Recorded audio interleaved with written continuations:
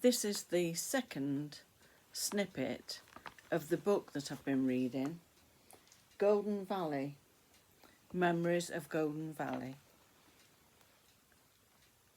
So here we go. It was almost unheard of for house doors to be locked until the last member of the family came home at night.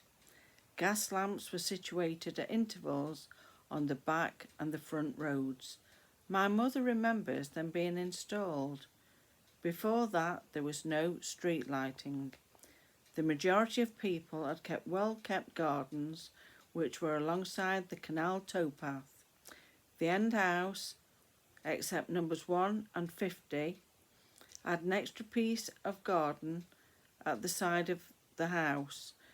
From number 15 onwards, the houses had a small piece of garden directly in front of their front doors. The row of cottages, which were parallel to the road, the main road, Newlands Row, had gardens on the opposite side of the main road, and their lavatories, most inconveniently, were situated at the bottom of the gardens. I'll just stop there and say that was the row that my mother lived in, and she said that if they needed the toilet, even in the middle of the night, they used to have to go out, cross the main road and go down the little garden. It's amazing, isn't it? Hence the reason they had chamber pots, or as we call poes. And I can remember people having poes, potties, whatever you want to call them. The lavatories, except those mentioned in the main road, were outside and across the yard, and consisted of a large bucket with a handle and a board across the top, in which there were holes for obvious reasons. There was a wooden box at the side in which pieces of newspaper were kept for use as toilet paper. It was a place where one could escape from the noisy family and meditate. It was possible to hear a neighbour on the adjacent lavatory, which was back to back, semi-detached. After dark, my sister and I would carry a lighted candle to the lavatory, cupping the flame with one hand to prevent it from being blown out by the wind, then make a blob of wax on the seat on which to stick the candle. To sit in the flickering candlelight was sheer delight. 2 men would come each week with a horse-drawn swinging barrel to empty the excretia buckets. They wore big leathery aprons which nearly reached their ankles. There was just a hole in the ground with a board over it for the main road cottages, and the excretia had to be ladled out from an outside pit which had an iron cover. It really did smell foul. God only knows where the excretia buckets were emptied. There were no dustbins. Each row of houses had an ash pit on the back road, surrounded by a stone or a brick wall.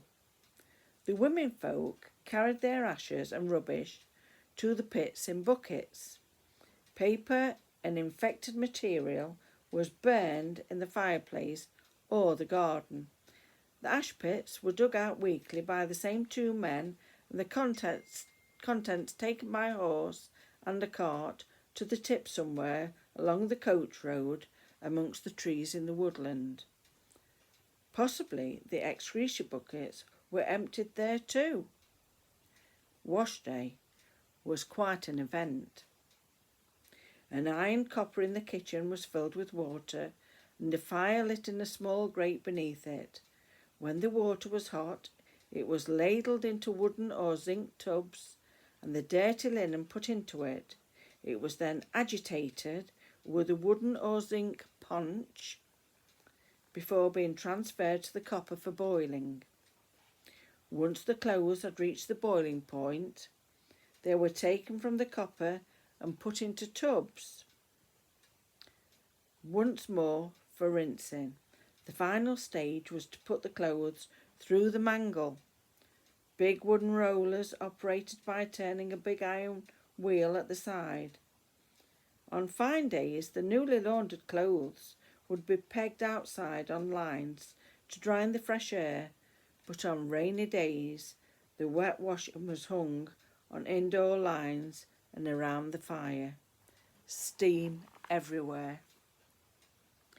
Ironing had to be done with heavy flat irons, which had to be heated in front of a glowing red fire. They were very heavy and uncomfortably hot to hold. All this work was done on Mondays. Little wonder it was always bubble and squeak for dinner on wash day. Bubble and squeak? Leftover mashed potato and cabbage fried up.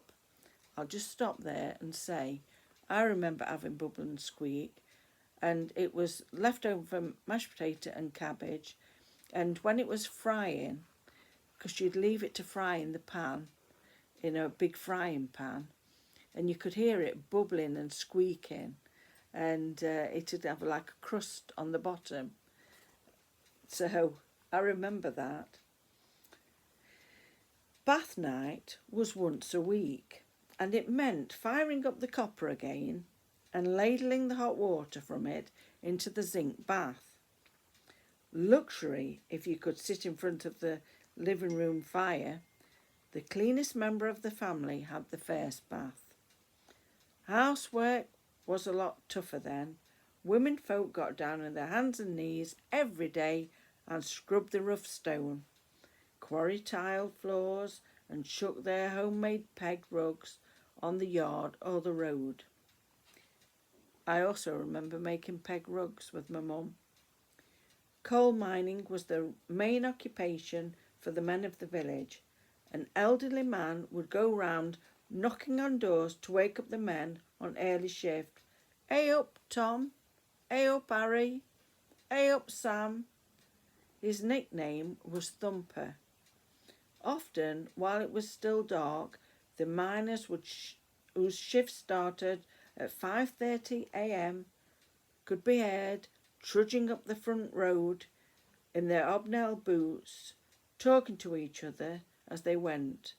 The men who worked the early shift at Britton Colliery would return about 3 p.m.